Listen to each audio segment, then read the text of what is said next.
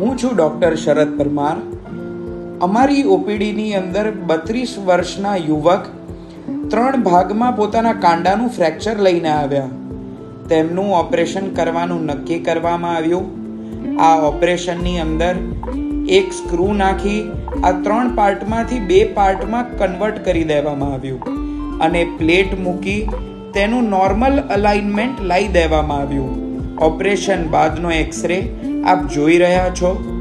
1.5 મહિના બાદ પેશન્ટ બધી જ મૂવમેન્ટ કરી શકે છે.